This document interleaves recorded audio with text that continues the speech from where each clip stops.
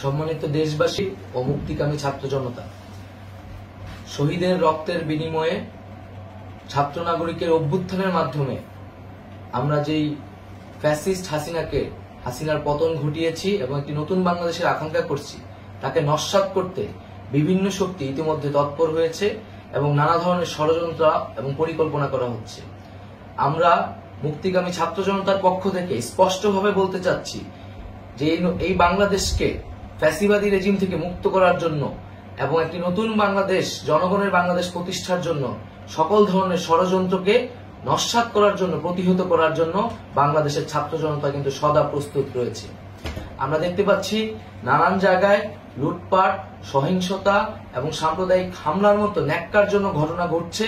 আমরা এর তীব্র নিন্দা জানাচ্ছি এবং আমরা মুক্তিকামী ছাত্র জনতার প্রতি আহ্বান জানাচ্ছি যে এই ধরনের ঘটনাকে প্রতিহত করার জন্য আমাদেরকে প্রস্তুত থাকতে হবে, আমাদেরকে দায়িত্ব নিতে হবে। কেউ যাতে এই আন্দোলনকে নস্যাৎ করার জন্য এই ধরনের ঘটনা ঘটানোর সুযোগ না পায়, সেদিকে আমাদের সদা সতর্ক থাকতে হবে।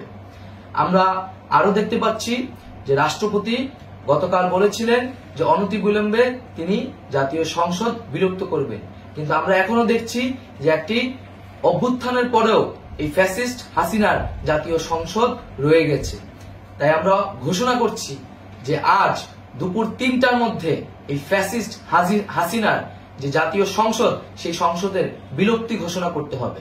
যদি আজ বিকাল ৩টার মধ্যে এই জাতীয় সংসদের বিলুপ্তির ঘোষণা না আসে, তবে আমরা কঠোর কর্মসূচি দিতে বাধ্য থাকব। এছাড়া বন্ধুগণ, সবার জন্য আমরা জানাচ্ছি যে আমাদের যে অন্তর্বর্তীকালীন সরকারের কথা আমরা বলেছি, সেই সরকারের প্রধান উপদেষ্টার নাম আমরা ইতিমধ্যে ঘোষণা করেছি এবং এই সরকারের অন্যান্য উপদেষ্টা সহ সামগ্রিক রূপরেখা আমাদের প্রস্তুত রয়েছে। আমরা খুব শীঘ্রই সেই রূপরেখাটি জাতির সামনে উপস্থাপন করব।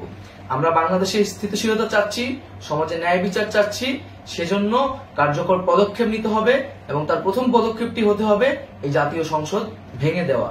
এবং সবার প্রতি আহ্বান থাকবে, আপনারা শান্তিপূর্ণভাবে অবস্থান রাখুন, শান্তিপূর্ণভাবে এবং অহিংসভাবে এবং সকল পরিকল্পনাকে, ষড়যন্ত্রকে নস্যাৎ করার জন্য সদা সতর্ক থাকুন।